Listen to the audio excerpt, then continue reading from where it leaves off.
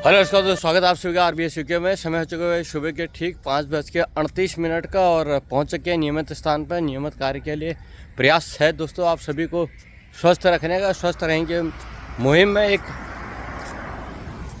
प्रयास रखा है कि भाई सभी को हेल्दी रखना है। तो इसी में सुबह उठते हैं और जल्दी, और उसके बाद घर से बाहर निकलते हैं। घर से बाहर निकलने के बाद दौड़ना, खेल कूद, जो भी आपको शरीर अलाउ करता है उस पर काम करते हैं। तो आप लोगों को भी कहना चाहेंगे भाई, अगर हेल्दी रहना चाहते हैं आप तो आरबीएस यूके को सब्सक्राइब करें, और अच्छा लगा तो लाइक कमेंट्स करें और बाकी लोगों तक भी शेयर करें। मुद्दा है आपके स्वास्थ्य का और स्वस्थ इंडिया बनाने का। तो इसी प्रयास में भी आरबीएस यूके के 2 नियम हैं। पहला नियम है सुबह जल्दी उठना है, घर से बाहर निकलना है। और दूसरा नियम है भाई, अगर बाहर आ गए हैं तो जो आप भी शरीर आपका अलाउ करते हो, जो भी एक्टिविटी करने का, उन एक्टिविटीज़ को करना है। अगर आप दौड़ सकते हैं तो दौड़ें, खेल सकते हैं तो खेलें, पैदल चलते हैं तो पैदल चलें, योगा वाले योगा करें। जो भी आपका शरीर अलाउ करता हो उसको काम करें। और सुबह का ये मौसम एटमॉस्फेयर को आप शरीर में एब्जॉर्ब करें, ये वाला सुबह वाला मौसम। तो एनसीआर में ये वाला ऐसा मौसम दोस्तों 2 साल पहले मिला था, और उसके बाद ये वाला साल में भी आ गया है। बहुत बढ़िया मौसम है दिल्ली एनसीआर का। और मौसम का अपडेट आपको देते हैं।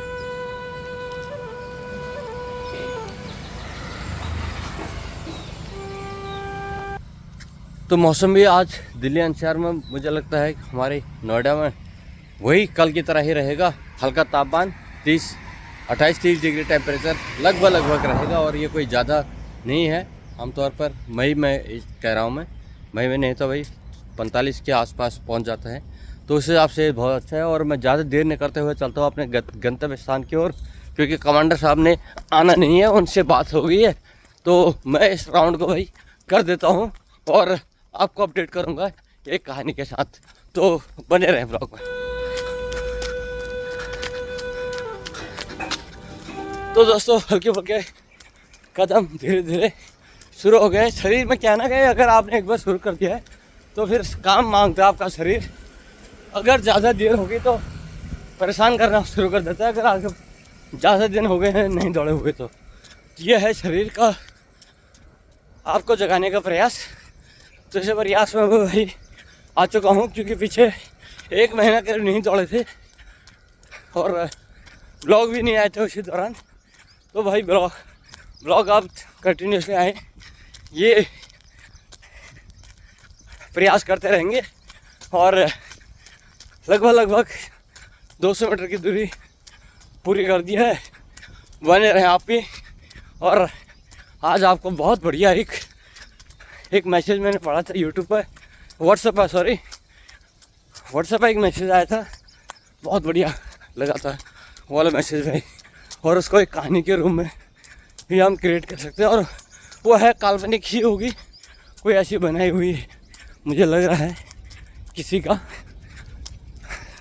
किसी ने लिखा हुआ ऐसा लिखा हुआ ही है, मुझे ऐसा लग रहा है। तो बहुत बढ़िया कहानी है। अपडेट करता हूँ आपको उस कहानी के साथ। अमल करें अपने जीवन में, उस कहानी को उतारें और प्रयास करें कि हम उस कहानी से कुछ सीखें।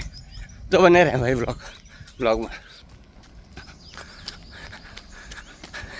तो करीब 500 मीटर की दूरी मैंने तय कर दिया दोस्तों। पहुँच चुका हूँ उसी चौराहे 31 और 36 का एक चौराहा है।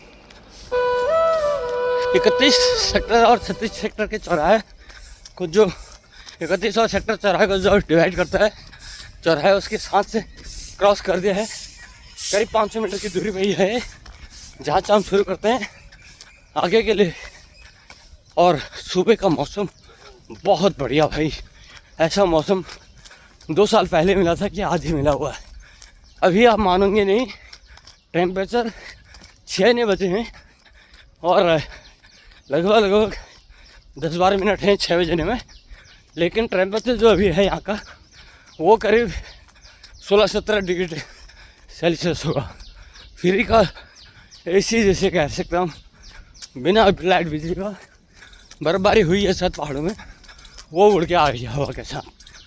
कहानी एक बहुत बड़ी रोचक है दोस्तों, जो अभी बताऊंगा आपको। और प्रयास करें कि उस कहानी से सीखें और अच्छा लगा तो कमेंट्स बॉक्स में ज़रूर बताएं कि कहानी कैसी है और क्या करना चाहिए। जो मैंने व्हाट्सएप पे पढ़ा था उसको मैं कहानी के रूप में अब आपको बताऊंगा। ऐसा लगता है प्रारंभिक पढ़ने के बाद कि वो किसी ने लिखा हुआ है, जैसे कहानीकार होते हैं, फिल्मकार होते हैं, लिखते हैं, ऐसा ही कुछ लिखा हुआ है। लेकिन है बड़ी रोचक, सभी के जीवन में लगने वाली कहानी। थोड़ा आगे से बताएंगे उसको, तो बने रहे आप भी। जय हो, पहुंच गए। जय हो जय हो भाई, पहुंच गए हैं लोग अपने अपने काम पे। जूस वालों का काम है दोस्तों अपने ठिए पे सुबह से जल्दी पहुंच जाना, क्योंकि लोग बाग ना सुबह जल्दी जूस पीना पसंद करते हैं हेल्दी रहने की मुहिम में। तो ये लोग बेचारे सर्विस देते हैं सभी को।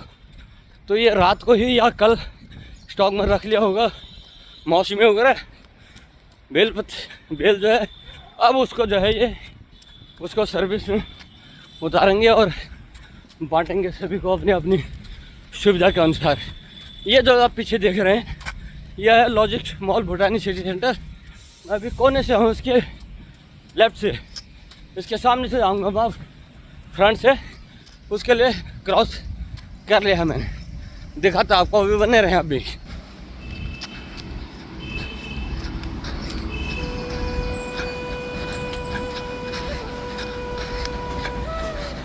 तो अब मैं आ गया हूँ दोस्तों लॉजिक मॉल भूटानी सिटी सेंटर के सामने से।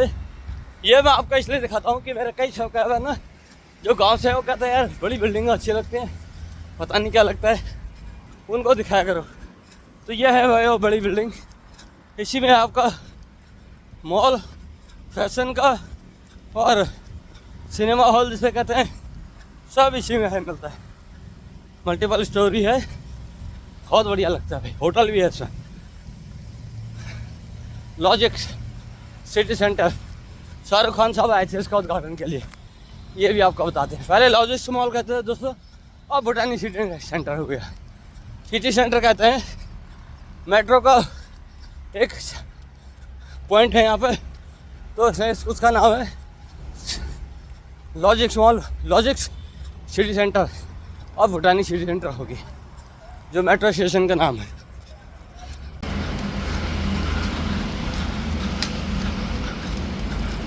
तो मैं पहुंच चुका मेट्रो सिटी सेंटर के सामने से निकल रहा हूँ दोस्तों। ये करीब 1.5 किलोमीटर का रास्ता है जहाँ से हमने दौड़ शुरू की है। तो 1.5 किलोमीटर मैंने कंप्लीट कर दिया है। कहानी रोचक अब इसके बाद शुरू होगी जब मैं लेफ्ट लूँगा 12:22 की तरफ। कहानी बड़ा सुनना अब, रोचक है। तो मैंने सिटी सेंटर लॉजिक मॉल को पीछे छोड़ दिया है, अब मैंने लेफ्ट ले लिया है 12:22 नोएडा के लिए। वो भी आपको दिखाता हूँ कि पीछे ये बस रास्ते में खड़ी रहती है, बढ़िया। तो वो जो बिल्डिंग है दोस्तों ये वाली, यही है भूटानी सिटी सेंटर। अब मैं इसके राइट में आ गया हूँ, ये वाला भूटानी सिटी सेंटर नाम है, और पहुँच चुका हूँ। लेफ्ट में ले लिया है, दिखाते हो आपको यहाँ का व्यू, उसके बाद कहानी शुरू।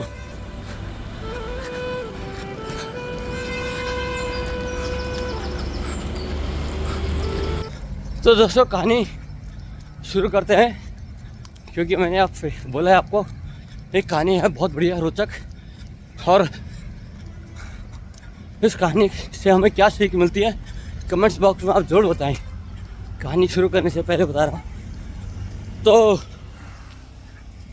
कहानी ये मैंने एक व्हाट्सएप के माध्यम से पढ़ी थी, और ऐसा लगता है प्रारंभिक जांच में मेरे को ये किसी राइटर ने लिखी है, किसी कहना चाहूँगा पढ़े लिखे व्यक्ति जो समाजसेवी हैं उनके द्वारा ये लिखी गई होगी, इस तरह का मेरे को लग रहा है। तो कहानी शुरू करते हैं। कहानी का शुरू यहाँ से होती है दोस्तों। एक डिलीवरी बॉय होते हैं जो हमारा खाना डिस्ट्रीब्यूट करते हैं, ये आपका स्विगी वगैरह है ना, जो सुबह शाम हम लोगों के सेवा में लगे रहते हैं, खाना वगैरह डिलीवरी डिशवोट आप घर से बैठे करते हैं ऑर्डर, और वो घर के दरवाजे पे आपको घंटी बजा के देते हैं जी आपका ऑर्डर आ गया है। तो कहानी शुरू उस डिलीवरी बॉय ने लिखा है, बोला है उनके हैं, लिखा किसी और ने होगा, लेकिन बनाया गया है कि एक स्विगी पार्टनर डिलीवरी बॉय ने सोचा कि देर रात का टाइम हो चुका था, वो भी थक चुका होगा, काम ऑर्डर कम आने शुरू हो गए होंगे या घर जाने का टाइम ऐसा कुछ लग रहा होगा। तो कहते हैं भाई देर हो गया था और थक भी रहा था, मन किया कि आप ड्यूटी को ख़त्म करें, अब नहीं करेंगे काम, रात का टाइम था। तो देर रात करीब जैसे उसके मन में ये ख्याल आया कि अब ऑर्डर नहीं लेंगे, इस काम को हम यही समाप्त करते हैं, सीधे घर की तरफ रवाना होंगे। तो कहता है कि यार एक फिर से एक ऑर्डर का घंटी बज गई इतनी देर में ही, जितना तक वो सोचता है ड्यूटी समाप्त करने की। तो उसने चेक किया कि ऑर्डर कौन सी रूट पे है, उनके घर के रूट पे है, कहाँ पे है, क्योंकि वो घर का रूट लगा चुके थे। तो बाय चांस वो जो ऑर्डर था उनके घर के रूट में ही पड़ता था, और जहाँ पर वो थे वहाँ से ज़्यादा देर की दूरी पे नहीं था, करीब 3-4 किलोमीटर था, ऐसा कुछ लिखा है उन्होंने, बोला है। तो मुख्य कलाकार डिलीवरी बॉय है उसमें। तो उन्होंने सोचा कि डिलीवरी वालों ने कि इसको ऑर्डर को पिक करें नहीं करें, तो उनके मन में ख्याल आया यार जाना तो है उधर ही घर के तरफ, तो क्यों ना क्यों इस ऑर्डर को भी कर लें, उस रूट पर जा रहे हैं। तो उन्होंने पिक कर लिया ऑर्डर को। तो कहते ऑर्डर में कोई ज़्यादा था नहीं, सिंपल सा एक खिचड़ी, थोड़ा दही और 1 या 2 केले, इस टाइप का खाना था। उसमें समय शाम रात के 11-साढ़े 11 बजे की बोला है उन्होंने, इतना टाइम हो चुका था। तो मैंने सोचा कहते चलो ऑर्डर ले लेता हूँ, ले लिया ऑर्डर, और ऑर्डर भी रेस्टोरेंट से पिक कर लिया और चल दिया अपना जहाँ डिलीवरी का एड्रेस था उस जगह के लिए। तो दोस्तों मैंने करीब 1.25 किलोमीटर का रास्ता पूरा कर दिया, और इस कहानी के मैंने मुझे बताते हुए बड़ा वो अजीब सा अंदर से फील होता है। उस दिन भी जिस दिन पढ़ा उस दिन भी मेरे आंखों में आंसू आ गए थे, मेरी स्पीड अभी कम हो गई उस कहानी को सुन के, जितना मैं दौड़ रहा था। फिर से शुरू करते हैं 1.25 किलोमीटर क्रॉस करने के बाद आगे। तो उसने ऑर्डर रिसीव कर लिया दुकान से और चल दिया, और जब पहुंचा जहाँ पे एड्रेस था, कहता ऑर्डर था करीब 4th फ्लोर का, वहाँ का था ऑर्डर। करा देर रात का समय था, मैंने सोचा कि यार कॉल करना बेकार है, ऊपर ही आता हूँ, देर रात हो गया। तो कहता मैं ऊपर गया, और जब मैंने डोर बेल बजाई कहता है, तो पहली बेल बजाई, रिस्पॉन्स नहीं आया। तो वो करीब 25-30 सेकंड रुकने के बाद दूसरी बेल बजाई। कई बार क्या होता है ना कि आमतौर पर लोग ऑर्डर करके लेते नहीं लेते, कैंसिल कर देते हैं, इस टाइप के भी चीज़ें हो रही होती हैं। तो 30 सेकंड बाद करीब दूसरे बेल बजाई कहता है, फिर भी नहीं आया कहता है। तो ऐसे ही कहते हैं मैंने 3 बेल बजाई, करीब 1.5-2 मिनट का टाइम उसका हो गया बेल बजाते बजाते, दरवाजे पर खड़े रहते हुए। तो भाई करीब 1.5-2 मिनट बाद जब दरवाजे पर अंदर से आवाज़ हुई खटक से दरवाजे की किसी ने आवाज़ नहीं दी, खटक से आवाज़ हुई अंदर से, कहता है। तो मैंने सोचा, कहता है कि हाँ कोई आ रहा है। दरवाज़ा खुला अंदर से और बाहर को जब देखा तो एक बुजुर्ग महिला, अधेड़ उम्र जैसे कह सकते हैं, बड़ी मशक्क़त के साथ कहते वहाँ तक पहुँची थी वो अपने बेडरूम से। घर बड़ा आलीशान था, कहता है अच्छे घरों के थे। तो उन्होंने दरवाज़ा खोला और बोला कि पैसे तो शायद पेमेंट हो चुकी थी, कहता है। तो मेरे को बोला कि बेटा ले आए हो? मैं कहा, कहता हाँ ये लीजिए। तो कहता मैं देखे जैसे ही पीछे मुड़ा वापस आने के लिए, तो उन्होंने बोला, कहता है बेटा 2 मिनट बैठोगे मेरे साथ? तो उसे बड़ा अजीब से लगा, यार क्यों कह रहे हैं। तो मैंने कहा, कहते हैं यार अच्छे मतलब अच्छे घर के थे तो अच्छे लग रहे थे, तो मैंने कहता चलो बैठ जाता हूँ। तो मैंने कहा, कहता हाँ क्यों नहीं, बैठ जाऊँगा। तो कहता मैं बैठ गया और डाइनिंग टेबल पर रख के उन्होंने अपना खाना रखा और पानी की बोतल कहते हैं मेरे को दिया, लो बेटा पानी पे। बोला बेटा पानी पियो। तो मैंने कहता है पानी पिया और उन्होंने कहता मुझे घर जाने की जल्दी थी, लेकिन मैं ये सुनने की कहता है उत्सुक था कि इन्होंने क्यों कहा मेरे को 2 मिनट बैठोगे करके। तो मैं कहते इसलिए रुक गया था उत्सुकता से। कहते मुझे पता है, मुझे ये लग रहा था कोई और होगा घर में, कुछ होगा, ऐसा कुछ लग रहा था। कहता है तो जब बैठा उन्होंने खाना खोला और धीरे धीरे अपने, ओल्ड एज था, काफ़ी पुराने से बुजुर्ग थे, खिचड़ी लेना शुरू किया धीरे धीरे। तो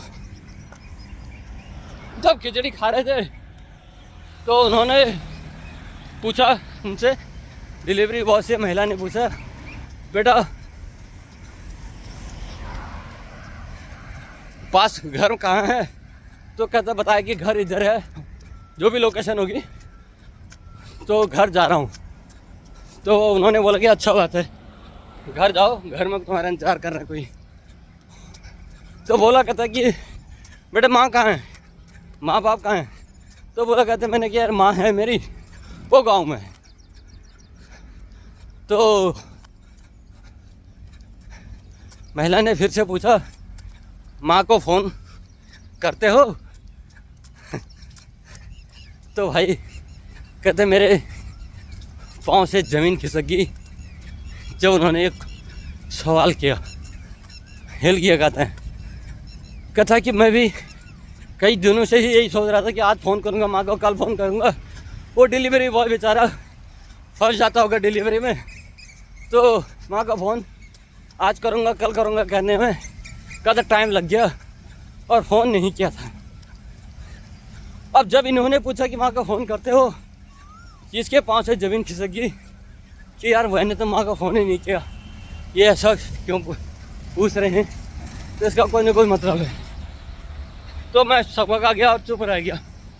तो उन्होंने मेरे आंसर ना देने से ही कहता समझ गई वो। तो बोला माँ को फ़ोन किया करो। ये उतना उन्होंने बोला। अब कहता है मैं समझ गया कि कहानी क्या है। फिर उन्होंने क्या किया, खुद ही बताना शुरू कर दिया कि एक बेटा है मेरा, अमेरिका में रहते हैं, फ़ोन करता है कभी कभी, और बेटी थी, बेटा बहुत सबकी शादी होगी, बेटी थी वो बेंगलोर में है, वेल सेटल्ड है और बेंगलोर में है। कभी कभी फ़ोन करती हैं। तो कहता कि भाई ऐसा उन्होंने बताया मेरे को। अब ये जो है इधर इनकी हालत देखिए, कहते मैं अकेले रहती हूँ घर में, और बहुत दिनों बाद कहता मैंने, वो महिला कहती है कि बहुत दिनों बाद आज ऑर्डर किया बाहर से मंगाने का, मैं बाहर का खाना नहीं खाती हूँ। तो कहता बाहर से ऑर्डर इसलिए किया, खिचड़ी इसलिए मंगाई क्योंकि जो देने आएगा ना डिलीवरी बॉय, उसके साथ कम से कम उसको बोलूँगी थी मेरे साथ 2 मिनट बैठ जाओ तब तक जब तक मैं खाना खा लेती हूँ। तो कहता है इसलिए उन्होंने ऑर्डर किया था कि भाई 2 मिनट कोई बैठ जाए उनके साथ। दोस्तों उसके आंखों में आंसू डिलीवरी बॉय के कि यार सब कुछ है लेकिन कोई इंसान नहीं है बैठने के लिए इनके पास जो बातें कर सके। मतलब अकेलापन इतना गुमसुम हो गया था उनको, अकेले ने इतना झकझोर दिया था उनको। तो इसलिए उन्होंने कहते कि इसलिए मैंने ऑर्डर किया कि तुम मेरे साथ बैठ सकोगे 2 मिनट के लिए, तो इसलिए कहता मैंने ये ऑर्डर किया था। अब वो खाना खा रही थी, ये देख रहा था तो उनको और इनको याद आ रही थी अपनी माँ की। ये सब चल रहा था सीन। उधर वो महिला भी समझ गई कि ये लोग ये क्यों परेशान है, क्योंकि इन्होंने अपने भी घर फ़ोन नहीं किया। दोनों एक दूसरे को समझ रहे थे, महिला भी उधर डिलीवरी बॉय भी। डिलीवरी बॉय मन में ये सोचता कि अभी जाके फ़ोन करूँगा नीचे माता जी को। और उनका समय जो बैठे थे वहाँ पे महिला, उनका अच्छा हो रहा था कि वो जो खाना और मंगाया था कम से कम आज कोई किसी के साथ बैठ के खाना खा रहे हैं, उन्हें ये लग रहा था। तो दोस्तों वो जब तक खाना खाते तब तक डिलीवरी बॉय वहीं पर रहा। तो मैंने करीब 3-3.25 किलोमीटर दोस्तों पूरा कर दिया है इस कहानी में ही। कहानी बहुत बढ़िया, कैसे लगी आपको कमेंट करके जोड़ बताने हैं। आगे का आपको बता रहा हूँ, कंटिन्यू कर रहा हूँ। जब खाना ख़त्म हो गया, महिला ने बोला उनको एक 500 रुपये का टिप दिया डिलीवरी बॉय को। उन्होंने कहते मैंने लेने से इनकार कर दिया। तो महिला ने बोला कि ये इसलिए है कि तुमने मेरे को आज 2 मिनट दिए हैं खाने के लिए, 5 मिनट दिए हैं, लेकिन कसूर बात तुम भी हो कि तुमने अपनी माँ को फ़ोन नहीं किया। इस चीज़ के नहीं है, ये तुम्हारे इस चीज़ के हैं जो कि तुम पैसे लेते हो डिलीवरी के। उस डिलीवरी के दौरान जो आमदनी आपकी होती थी वो मैंने आपके पास आपको बिठा दिया। इस चीज़ के ये पैसे हैं, आप रखिए इनको। तो नाना करते कहते मैंने वो पैसे रख लिए और नमस्ते कहते हुए घर से बाहर निकला। और बाहर निकला तो नीचे आके कहता है रोड में से ही माँ को फ़ोन किया और देर रात का समय हो चुका था, बताया आपको। तो उसी देर रात के समय में ही जब उसने अपने कॉल माँ को लगाई तो माँ ने उससे बात हुई। तो उसकी माँ ने बोला, जवाब दिया डिलीवरी बॉय के कि बेटा आज कैसे फ़ोन कर लिया। अब इतने माँ का क्या बोलना कि वो फिर और टूट गया बेचारा, कह रहा समझ गया माँ का दर्द या आज के बुज़ुर्गों का परेशानी। एक हमारा समाज किधर को जा रहा है, बुज़ुर्गों की अनदेखी कर रहे हैं। वो एक पीढ़ी है, एक धरोहर है जिन्होंने आपको पाला पोस के इतना बड़ा किया है। तो ये है वो कहानी का मैसेज। तो डिलीवरी बॉय ने जब अपने माँ से बात की, हाल चाल लिया, तो कहता है कि आंखों में आंसू थे, बात नहीं कर पा रहा था, लेकिन बात करने के बाद कहते हैं आज मन थोड़ा हल्का हो गया क्योंकि उन्होंने अपनी माँ से बात किया था। दोस्तों सुबह का टाइम है। कहानी ये कैसे लगी आपको कमेंट्स करके जोड़ बताएं। अभी एंड होना बाकी है कहानी का। और वो देखो सूर्यदेव के दर्शन हो गए। मैं बहुत नज़दीक हूँ अपने फिनिशिंग पॉइंट का। प्रयास ये है सब आप सभी को हेल्दी रखने का। तो दोस्तों कहानी मैं जब ट्विस्ट तब आया जब उसकी माँ ने बोला बेटा आज कैसे फ़ोन कर लिया। तो वो समझ गया कि अब यहाँ से मुझे रोज़ फ़ोन करना होगा, ये ठीक बात नहीं है। भाग दौड़ की ज़िंदगी अलग है, माँ बाप अलग हैं। और ऐसा करके उसके दिमाग मन में विचार आए और बात करते हुए कि उसने फ़ोन को समाप्त किया और घर की तरफ निकला। तो फिर तब से वो रोज़ अपनी माँ को फ़ोन करता है, हाल चाल लेता है। और वो जो पैसे थे वो उन्होंने खर्च नहीं किए, जो 500 रुपये मिले थे उनको, उस पैसे को उसने अपने पर्स में कता अलग संभाल के रख दिया, क्योंकि वो था सगन अकल की उनकी, इसीलिए कहते मैंने वो अलग रख दिए थे, वो पैसे नहीं खर्च किए। लेकिन वो अपने काम काज में लगा रहा है। आगे जब भी ऑर्डर आते हैं चले तो उसमें वो लगे रहता था और बहुत टाइम बीत गया। वो याद करता था उस घर को, लेकिन बहुत दिनों बाद कई साल के बाद एक दिन कहता है वहाँ से फिर ऑर्डर आया और कहते मैं भागे भागे गया ऑर्डर लेके। मेरा भी ये 4 किलोमीटर रन पूरा हो चुका है, ये आपको अपडेट करूँगा। कहता वो जब से ऑर्डर लेके वहाँ पहुँचा उस घर में, तो आज कहता है बेल थोड़ा जल्दी खुल गया, आवाज़ आ गई अंदर से। तो मैं सोचा कहता है ठीक हो गई होंगी। तो अंदर से जब दरवाज़ा खुला तो कोई और महिला थी, सामने वाले कहते सामने वाले फ्लैट की थी। उन्होंने खुला और बोला कहता है मैंने जब ऑर्डर दिया कहता है तो महिला ने बोला कि ऑर्डर इसलिए नहीं दिया था कि खाना खाना है, क्योंकि जिनके लिए तुम खाना ये लाए हो वो खाने के लिए अब उपलब्ध नहीं है, अर्थात वो देह त्याग चुके हैं, शरीर त्याग चुके हैं, संसार से निकल चुके हैं। और एक लिफाफा दिया करता है, ये लिफाफा आपके लिए दिया था। उस लिफाफा को मुझे दिया था और उसमें फिर से 500 का नोट था और ये उसमें बोला था कि बेटा माँ को फ़ोन किया। ये था उस कहानी का प्रयास कि भाई बुज़ुर्गों की अनदेखी नहीं करना चाहिए। और एक जो बड़ा तबका है हमारा समाज, जिन्होंने रास्ता दिखाया, जीवन दिखाया, उनका हमें उतना ही सम्मान करना चाहिए जितना हम अपने बच्चों का करते हैं, बच्चों को पालते पोसते हैं। ये मैसेज कैसा लगा कमेंट्स करके जोड़ बताएं। अच्छा लगा हो तो बाकी लोगों तक से भी शेयर करें। और ये वाली वो बिल्डिंग दोस्तों जहाँ से शुरू किया था और यहाँ ही ख़त्म कर दिया है। तो मिलते हैं कल फिर एक अगले ब्लॉग में अगली जानकारी के लिए। तब तक के लिए आप स्वस्थ रहें, मस्त रहें और अपने काम में व्यस्त रहें। Thank you, bye bye.